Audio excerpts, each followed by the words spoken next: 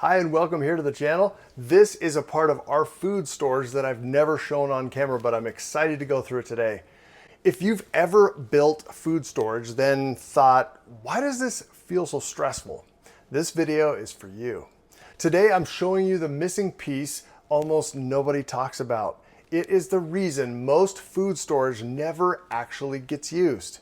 And somewhere in this house is one area that saves us thousands of dollars over time. We've got 2 adults and 5 children in this house. And this place is not where you think. I'll show you where it is in a minute. This is part 2 of emergency food storage made simple. And today we're talking about rotation, flow, freezers, and how this actually works in real life for a family of 7.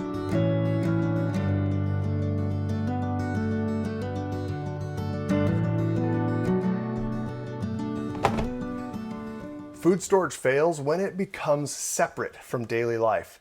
If your emergency food is hidden, unlabeled, or hard to access, it becomes a backup plan that you forget exists. You end up with expired food. You end up with other issues.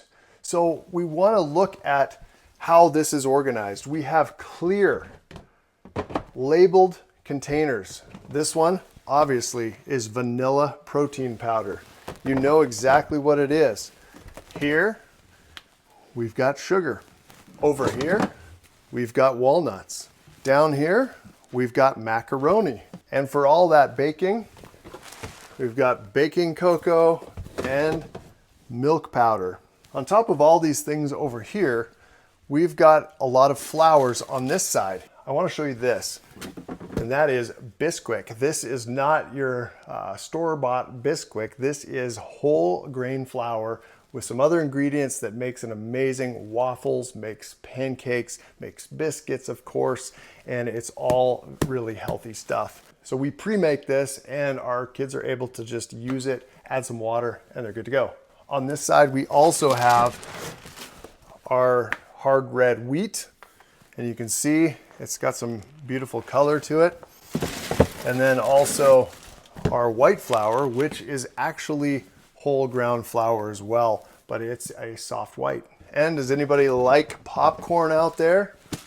Well, here's popcorn. And of course, oatmeal. We've got rye flour, gluten-free flour, barley flour, corn grits, and of course, basmati rice. We've got rice-based ramen noodles, and in here there is pasta. There's currently penne, but there could be rotini. We use either penne or rotini in this, and right now there's penne. And our own garden-grown dehydrated onions. There's chocolate chips for chocolate chip cookies, of course, and dehydrated carrots. Everything you see here is in active use. Nothing is special food. Nothing is waiting for disaster. And here's the key. The pantry is not where the bulk food lives, it's just the storefront. The kitchen pantry stays amazing because it's actually restocked from somewhere else. These rooms are where the real work happens. Over here, we've got our dry storage area. Right over here is where we've got our rotating can sorters. And back in this room is where we have all of our home canning and other sorts of canning. We've got condiments, we've got peanut butter, we've got extra protein powder, we've even got crab apples that are candied. Those look amazing, don't they?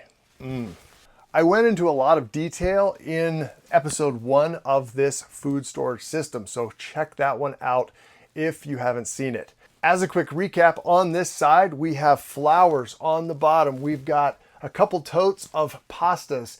We've got oatmeal in these 2 totes. On these 2 totes, we've got rice. We've got 2 totes of all of the sugars. We've got brown sugars, white sugars, and we've got powdered sugar as well. You've got your dry beans down there. You've got ramen noodles. You've got dry milk powder, just like we saw up top, right? And that's how these systems go together. So we've got baking ingredients. I just got some peanut butter chocolate chips for some brownies for my wife this morning. This is a 6-month supply for a family of 7. It was built slowly. We've been working at this for about 10 to 15 years. It's also built affordably, step by step, and very intentionally.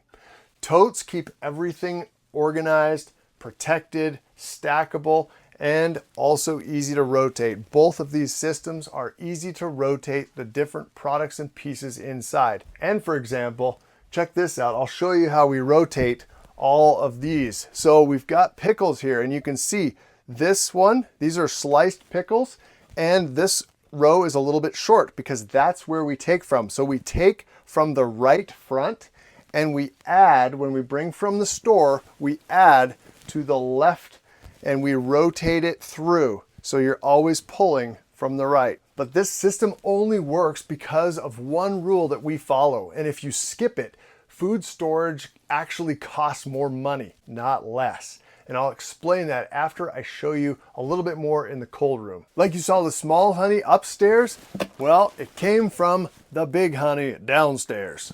And if you like the little honey bears, well, here they are. This is where canned meat and dill beans live together, and it's just an amazing place to supply upstairs with all the goods. Clear tote of popcorn upstairs, popcorn downstairs, ready to fill it. These two rooms are where we keep foods and other supplies that we don't necessarily need daily access, but matter hugely for nutrition and comfort over 6 months without being able to go to the store. This space protects us from price spikes, shortages, and last-minute panic shopping when everyone's clearing out the aisles. So this is quiet confidence for our family. This is where money savings really start to show up. For example, if I buy this ketchup on sale, I don't buy just one. If it's a good sale, we buy a lot more than one. In fact, there are 9 more like this back in there because that's our 6-month supply. Who doesn't like Parmesan cheese? But let's get it on sale and let's get a bunch. Then everything that are in these rooms is actually on sale. If you were to walk in this like it was a store, there would be sale signs on every single item, and that would be fun, wouldn't it? This has been huge cost savings for our family because we're buying in bulk, we're buying on sale, there's no emergency trips, and there's a lot less food waste. We're not buying because we're out, we're buying because the price is right. There's also a lot of time savings. This system easily saves us hours every single week. There's fewer grocery trips, fewer what's for dinner moments, right? Less mental load. That alone is worth it. Next, I'm gonna go out to the freezers as they are a huge part of this simple system. As you can see, we're out here in the garage, and right beside me on both sides are our stand-up freezers. And I'm gonna show you everything about them and how we use them inside this system. But at this point, I'd like to invite you to subscribe to the channel. Hit the like button as it tells the YouTube algorithm that more people should see this content. There's also a new button on YouTube, and it's called the hype button. If you hype this video, thank you so much. I really appreciate it. With that being said, you can support this channel as well by supporting your own preparedness. In the description, there are links to products that we use and I believe in. There is my Amazon storefront, my freeze-dried solution store, Thrivalist, that also teaches survival courses. There's also a link to flashlight provider Wuben Lights and precious metal provider Silver Gold Bull. I buy from all these sources, and I've made it easy for you to prepare as well, using my experience to your advantage. Let's get back to the video. Freezers like these are where storage meets real life. These freezers are what makes this system livable. Stand-up freezer number 1. This is where we keep fruits, veggies, and cheese, and sometimes a little bread. So you can see, here's 3 cups of our own homegrown raspberries, and they're put up. Same with cherries, 3 cups of cherries. There's honeyberries in here. And then of course, we have all of this cheese. This entire tote here is full of cheese. And then, of course, here's more cheese. And what we do is we buy this when there is a phenomenal sale. And it's on the big bricks of cheese. And then what we do is we have a shredding party. And it takes multiple people in our family, but we shred the cheese and it saves us a ton of money. If you're buying shredded cheese, you're paying for all that processing. So we process it ourselves and save a lot of money. Going down in here, we do have a few day-to-day things like bagels, but again, frozen blocks of cheese. These were bought when they were on the big sale. So there's, I don't know, 5 or 6 blocks down there. And then let's get back into some more things from our garden. So these are beets that have been boiled, cubed up, and they are now frozen. And what we do with these is we actually saute them in a little bit of oil and some Montreal steak spice. Yes, it's really good. There is freezer jams. And man, I gotta give a shout out to my wife, as she is the one that does a lot of this stuff. I'm away at work doing all sorts of stuff, my own thing, and she does a lot of this. I grow a lot of stuff in the garden and she preserves a lot of stuff from the garden. Freezer number 2 over here is our meat freezer, and this freezer, it really protects our budget. When meat is on sale, we say yes. When life gets busy, we're still eating well, and no one goes a meal without eating really good meat. The door on this freezer opens the other way. Let me show you what's inside. Starting from the bottom all the way up to the top, this is how this works with our whole system. So looking at the chicken breasts, we usually buy chicken breasts whole, and then we either leave them whole and package them up, or we cube it and package it up into 2-pound packages. Here is the butter. And as we go over, you can see that we are too short and we got to add to the empty. This is our ground beef drawer, and it was just emptier, but I'm going to show you how we filled it up and how we rotate this. Let me take you back in time and show you how we fill it up. We buy our ground beef in about 60 to 70 pounds at a time on sale, and then we package it into 2-pound packages. This is the older ground beef. You can see December 6th. And then I'm going to add the new beef. So there you go. I slid the old beef forward and the new beef is behind it. Now, who doesn't like cost-effective homemade hamburger patties? We take bulk beef, like I said, 60 to 70 pounds at a time, and we add the spices. We add our own special mix together, and you can see me mixing it up here. I usually wear gloves like this just because it feels better that way. And then we use a patty press, and these are 4-ounce patties. Here you can see them chilling in the freezer, and then the moment we've all been waiting for, them cooking up on the grill. This is some good stuff. But if you don't want to make your own, you can always buy them. Here's another huge piece for us, homemade sausage patties. These are made from turkey and they're made from ground beef together.